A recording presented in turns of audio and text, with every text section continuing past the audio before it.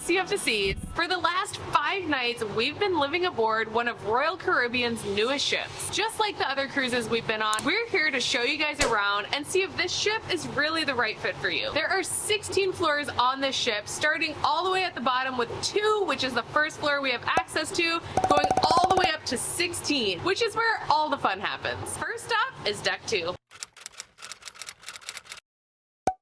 Welcome to Deck 2. Really, the only things you're going to find here are the medical area and the gangway to get off the ship. On Deck 3, we have 3 main areas. We have the main dining room, which also leads up onto Deck 4. We have the casino here on board, and we have the music hall, which is like a bar, activity center where you can find lots of music. The staterooms also begin on Deck 3 and go all the way up to Deck 13. If you follow the music hall stairs up to Deck 4, that brings you to kind of the smorgasbord of stuff that is the Royal Esplanade. You can do your shopping, buy some Royal Caribbean gear, buy some fancy jewelry, liquor, really whatever you want. And they've also got some cafes and snack areas like Sorrento's, which is the all-inclusive pizza spot, and Cafe Promenade, which is where you can get some cookies, some drinks, some sandwiches, basically anything on the go. On top of that, for all of you coffee lovers, they actually have a Starbucks right here on board. It's not necessarily included, but you can buy some drink packages or just pay the extra money out of pocket. And for all of you looking for something a little more extra than coffee, they've got a few pubs as well. They've got the Crown Lounge, which Tyler and I actually haven't been in. I think it's for the suite level guests. They've got the Crown and Compass Pub, which is where the famous Brian James plays his guitar.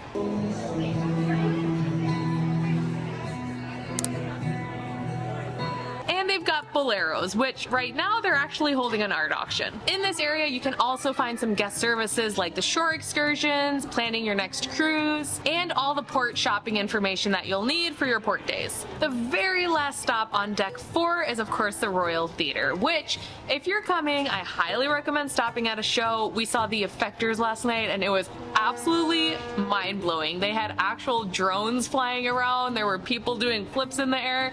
It was honestly one of the best cruise shows we've ever seen. And that means it's time for Deck 5.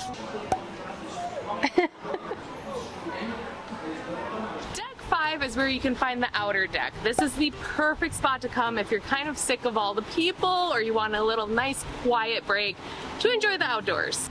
Inside on Deck 5, it overlooks the Royal Esplanade and it has all the extra dining options like the incredible Wonderland bar, which we didn't personally go to, but Ian and Anna had an incredible experience there, which you can check out. They have Giovanni's if you're looking for extra paid pizza. They have Izumi if you're looking for sushi. Really, they've got a whole bunch of different cuisines for you to try. At the very end of the ship, you can find the 270 Bistro and Showroom. They have lots of fun different parties in there, different theater productions, I guess you would call it. And it's a great spot to go hang out, grab a drink, but my ultimate favorite spot on Deck 5 is the Bionic Bar. A place that is actually exactly what it sounds like.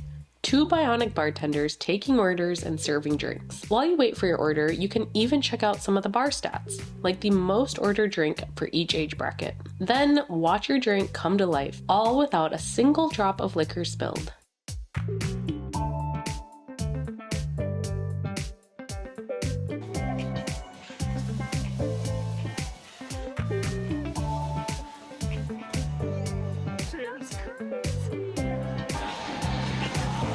Good. They did good? Yeah, they did good. The machines did good? I was gonna say the robot did good. They also have the art gallery, the photo gallery, and another bar called the Schooner Bar, which is where they have a lot of the trivia nights and different games. That brings us to Deck 6, which Deck 6 all the way up to 13 are entirely staterooms. So we thought this would be the perfect time to show you guys our stateroom. Welcome to our interior stateroom. Let's start with the bathroom. No matter what cruise line you decide to go with, the bathroom's probably gonna be a little bit smaller than you're used to. However, we found that this one was actually a lot larger than other cruise bathrooms that we've had before. The shower is actually quite large. Even for Tyler, he fits pretty easily in there. They've got tons of storage space, well, tons for a cruise ship bathroom. 3 shelves. We have some storage underneath. We've got our sink, countertop. We don't usually like to put stuff up here because it can fall off if the ship gets kind of wavy. We have so many places to hang all of our towels. Moving on, we have a gigantic storage closet which fits both of our carry-on suitcases and all of our nice dress clothes. There's a safe in here for you to use, some drawers in the bottom. We've got a nice little extra chair, gigantic bed. It's actually two twins pushed together, right? Yeah. Yeah. We each have a side table and lamps, and then we have our TV, which we've been waiting for Tyler's belly flop contest to appear on TV, but it hasn't yet. Anyways, that's there. We have more drawers, which I've been using. They fit lots of stuff, and our fridge. So if you've never cruised before, make sure to take advantage of the fact that you can bring an entire case, 12-pack of pop with you, and 1 bottle of wine per person on board.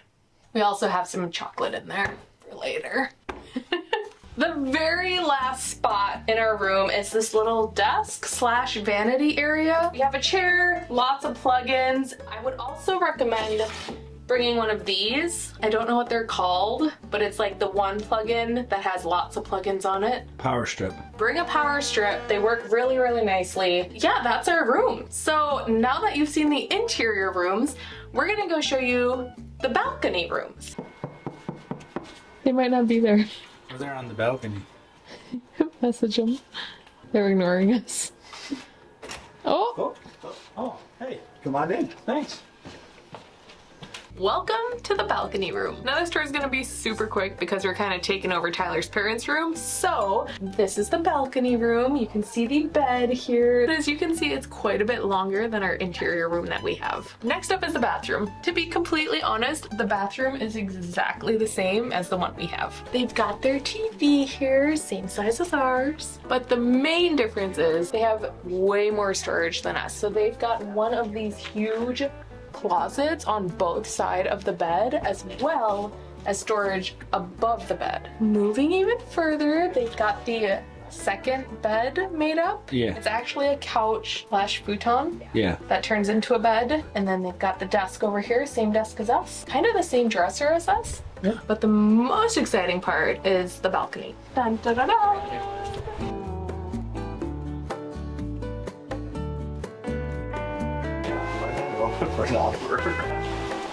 Oh yeah, look at. We of course want to show off the adorable towel animals we've been getting this week. This is actually Tyler's parents. We have a different room attendant, but it is a penguin. It's pretty cute. I also forgot to mention on decks 11 and 12, there's the Adventure Ocean, which is basically like the drop-off point for all the little kids. They do have a few different sections, like for infants or elementary school children or older children.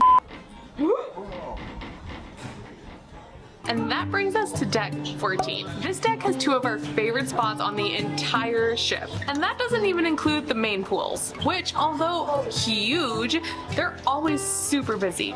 Wait, are y'all a YouTube channel? Just a small one. Yeah. Oh yeah, and the pool just happens to be where the famous International Men's Belly Flop Contest is held on each and every Royal Caribbean cruise. Except maybe those heading to Alaska. Alaska, weighing in 190 pounds, it's Tyler! Look at that, you're working on the burn. That's right, you're working on a burn. That's good. What you do in Alaska? I de-ice aircraft. Sorry? You de-ice aircraft? Possibly the most important job in Alaska, right? Are you ready? You limbered up. Let's do this. Let's see how Alaska does it, ladies and gentlemen. Usually with a frozen pool, so this hopefully won't hurt as much. Okay, here we go. We're counting you down. In 3.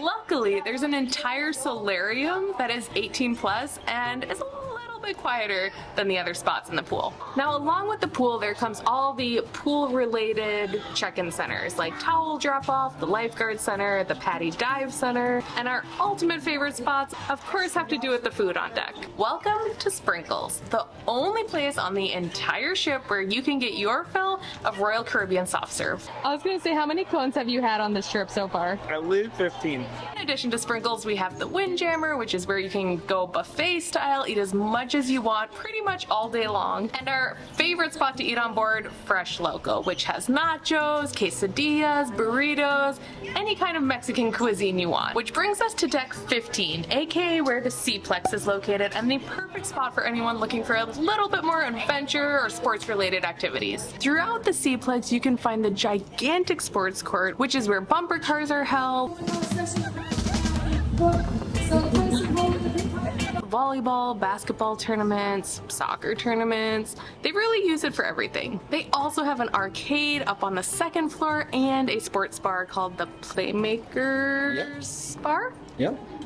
Which is a great spot to catch up on any sports events that you might be missing since you don't have service out here at sea. The rest of decks 15 and 16 are kind of all mushed together. Over in the aft of the boat, which is the back of the boat, we have the rock climbing wall. You ready, Tyler? Ready. Woo!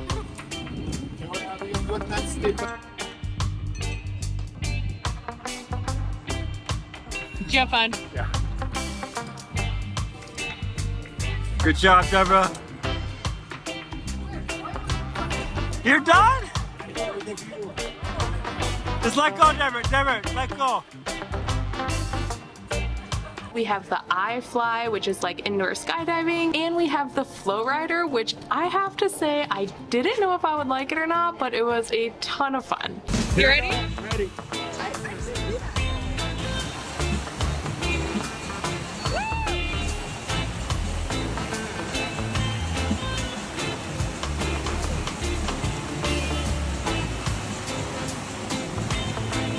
All right, Deborah.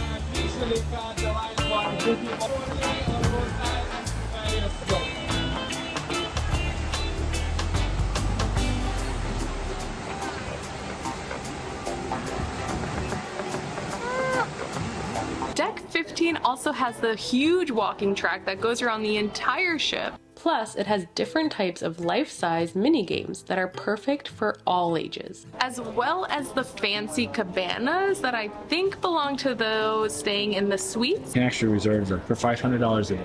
What? And if you're looking for some more free attractions, then you won't want to miss the Skypad, which although the bottom is the designated bag spot, it also has an incredible glass deck you can walk around, which has some amazing views of the ship and looking out into the sea.